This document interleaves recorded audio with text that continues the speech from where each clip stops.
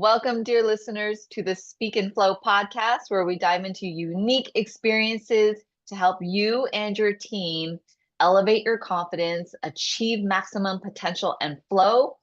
Today, I have a real amazing leader, Win Cramer, CEO, founder of JLabs. He is known as in 2021 in San Diego top CEO. 2019 won the Entrepreneurial of the Year award. He is also the top 40 in CE. He's running the fastest growing audio and accessory business company. Welcome, Win. Glad you're here.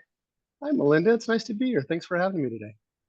I'm so glad. And before we launch into the meat and potatoes of how you built this amazing company, can you share with the audience what JLabs does and what makes you really excited now? Yeah, so JLab is an audio and personal technology company that really focuses on building affordable products that add value to what you're doing today.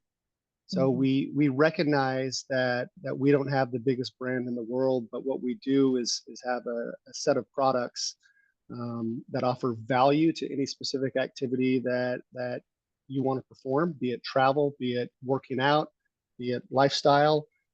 We offer all of these accessory products at affordable prices. And as tech has gotten more complex, what I like to say is we like to make our products easy enough for my mom to use, but cool enough for my daughter to want. And that's kind of the goal here at the company.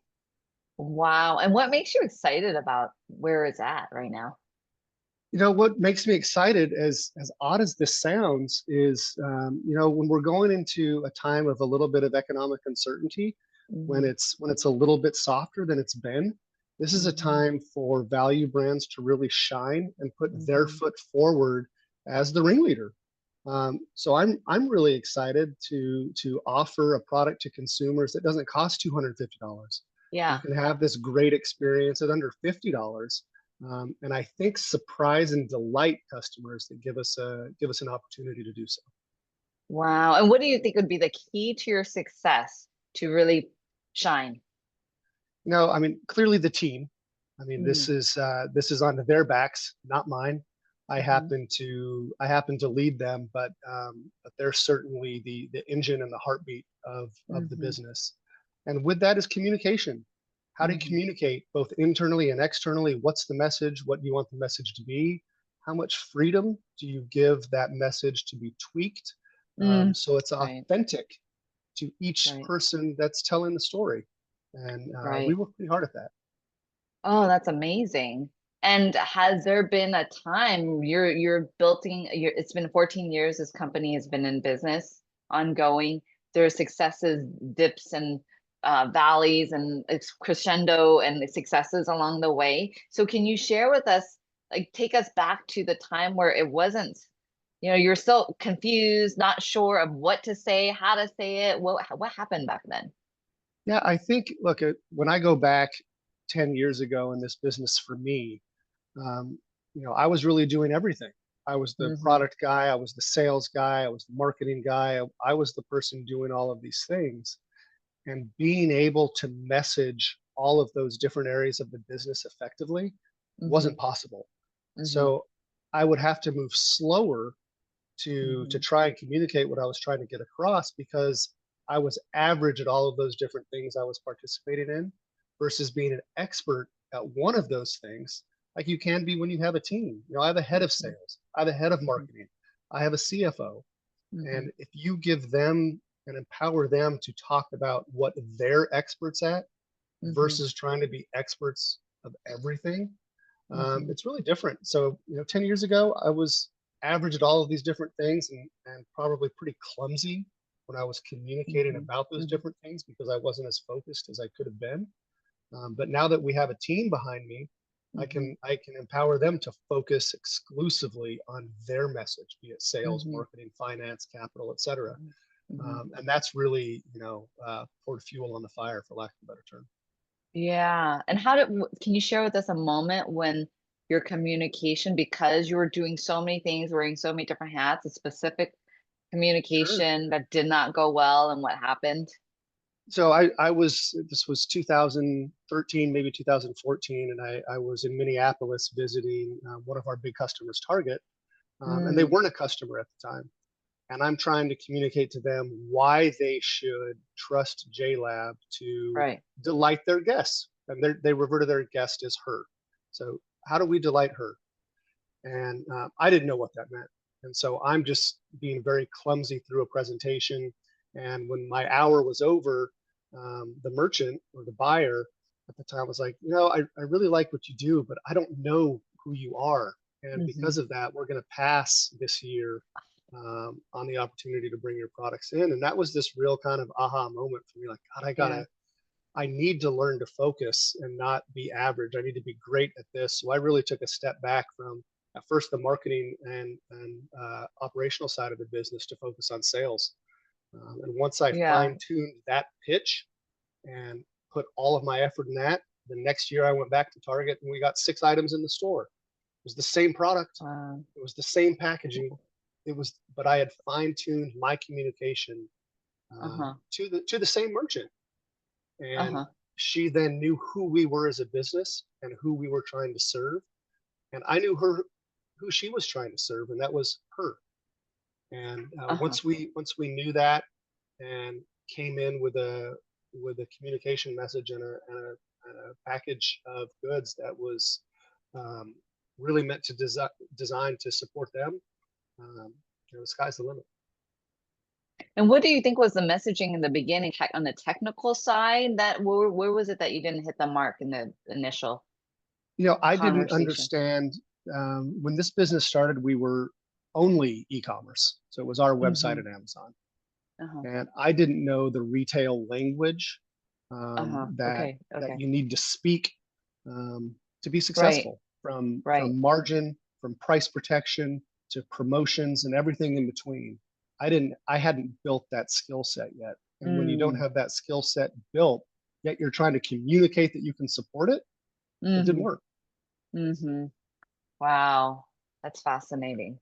And then so afterwards, you started to dig in to learn more about that communication and the lingo and how to Sure. speak to them with the I mean, same package and the same I mean, like you said, the same product, same everything. It's all about same everything. communication and how you Yeah. communicate it and why a product is better, how we can make you more money, how can we delight Right. your shopper more, and Right. how we can hopefully get them coming back to you to buy it again if something should Right. happen. And Right. and once I knew how to speak in that manner, once I could speak in a language that they understood, and that's all about like knowing your audience, right? I mean, Hmm. I'm going to speak differently with one of our customers than I am to one of our investors, than I Hmm. am to one of our folks at the warehouse, and everyone in between. It's a different Yeah. communication, and being able to adjust and adapt is key. And how do you do that now? Now it's fast forward. You have a bigger team, you have more people, there's more stake at stakes, more people you're Yeah. communicating to, like you said, different audiences. What are some of the processes that you've adapted now with I think regards I think to? now for me it's personally easier because Hmm. I communicate more internally now than I do externally, and then Hmm. the Hmm. boots on the ground take that message outside. Okay. But they're focused on a singular message. Like we have a sales team that's focused on retail. We have a sales Hmm. team that's focused on e-commerce. We have an operations team that's focused on that, and they Hmm. don't have to try to adapt their message as often as Mm. I did when you're just a startup. Right. When you're Right. just a startup, you have to try to do it all yourself, and it can become Right. clumsy. But when you have a dedicated team focused on a specific activity or event or customer, etc., it becomes a little bit easier, and you can Hmm. fine tune your communication points to what's important. And if you're saying the same message over and over and over again, it becomes easier to be effective. Right. And how do we get, you are growing rapidly. You Yeah. have one of the best headphones out there globally. How do we get that message out to more people? It's the question we ask each other every day. And Yeah. we have this massive opportunity, and I'm a big believer in as many times as you can see it, hear it, touch it, talk about it, it's helpful. Mm-hmm. Mm-hmm. So, I mean, I think most people probably, I'll take a step back. The average consumer has about 3 headphones today. Every Mm-hmm. American has about 3 headphones. It's usually a pair of AirPods and then two other Mm-hmm. things. Mm-hmm. Um, I don't mind being the second product in your bag for working out. As great as Mm-hmm. AirPods are, they're horrible for running. They're horrible for yoga. Mm-hmm. They're horrible for anything Mm-hmm. like that. Mm-hmm. My product happens to be great for those activities. Mm-hmm. So you might even have a pair of my products and not know it. But how can we get you to know that it's mine? Right. We do it with packaging. We have this bright blue box that is in every retailer nationwide. When you put them in, it says, "Hello, JLab is here, and these are powered on." So we're trying to give touch points and sense points to the brand that hopefully resonate over time with a customer. Yeah. We Yeah. we sell 55,000 products a day. We have an Mm. opportunity to touch 55,000 customers today a day, whether they know us or not.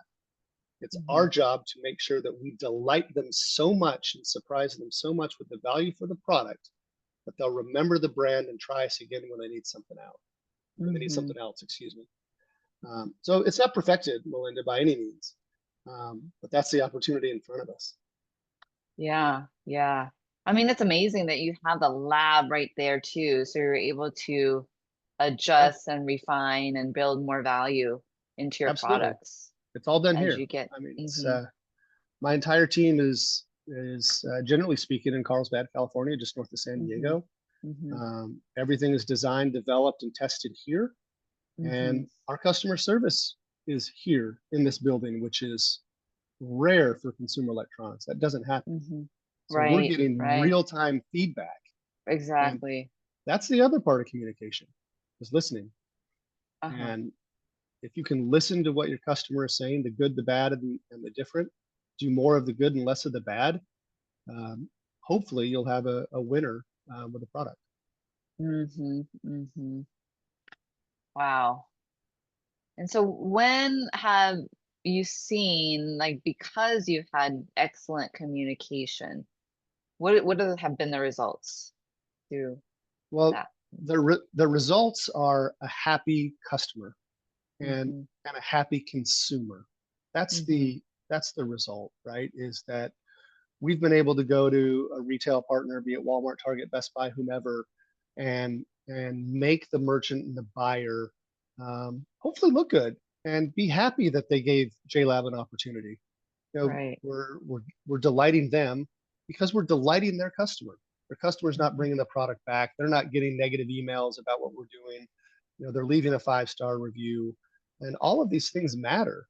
So when we're communicating successfully, we've communicated to the consumer about what the product does and how it works. Then they've communicated to the merchant, be it Walmart, Target, Best Buy, et cetera, that they're happy with it. And Mm-hmm. then hopefully the merchant comes back to us and says, "Hey, our customers are telling us we were happy. Let's do something else."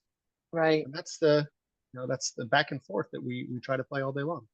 I love it. And I love the dots, like the delight, the word even delight. It, like just communicates the element of surprise. Like, oh, I'm delightfully surprised. Like, we Yeah, don't get these, opportunities, these delights in our life every day. And I think that like going back to what you're saying, it's a product, low cost, but you get so much value in it and delight in your life.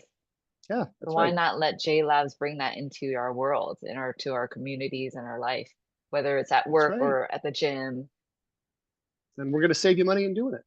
Yeah, yeah. Awesome. And Win, what would be the one golden takeaway that you would want the audience to remember? And this is a big one for me, and that's empowerment. You have Mm, to be able to to let go, but to mm, trust the people that you've brought in to go on the journey with you, and mhm, empower them to tell the message in their authentic way. I mean, you mhm, got to stick within the values of the company and whatnot, but every person mhm, that you bring in tweaks the culture a little bit. And if you're mhm, not empowering them to tell the message in their own way, then it's not authentic and it doesn't work. mhm, So we really try to ensure that our team members know they're empowered. They're not going to break anything if they mess up. mhm, Um, mhm, and that we give them the opportunities to be successful, with what we've hired them to do.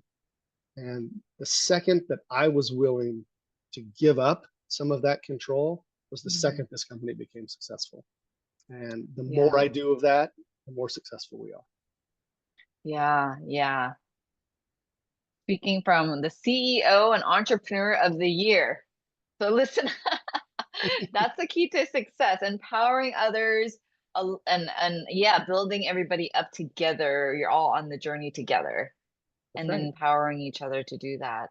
Regardless, there's going to be ups and downs, but to have that leadership to be able to do it together. Yeah, that's right. Yes. Well, thank you so much, Win. I got so much. Can you share with people how they can get a hold of you through either just, yeah, learning more about your product or connecting with you?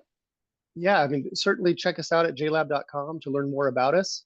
I'm on all the social platforms at Win Cramer, Cramer with a C, and I'm very engaged.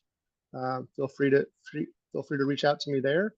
But Melinda, I've really enjoyed it. Thank you for the time, and thanks for reaching out to me. It's been fun. Yes, I enjoyed it too. I took away a lot in terms of growth, communication, the key, how critical it is, especially when we're pitching our ideas, meeting with customers, and crafting our message so it resonates with people, and so we're heard. And so I am cheering you on. More people need to invest and get to know JLabs because it's an amazing company with a great product, with a wonderful CEO. So Oh, thank you, thanks, Melinda. listeners, for being here. Yes, I trust that you got your nugget and golden takeaway for your communication strategies. And until I see you next time, I'm your sister in flow. Remember, anytime you have a chance to communicate is your opportunity to inspire, to connect, and to make a positive difference in the world. Thank you. Until next time. Thanks for joining the conversation today. Are you curious on how you measure up with your ability to speak in flow? Come grab my free self-assessment at https://speakinflow.com/assessment. And I'll see you on the other side.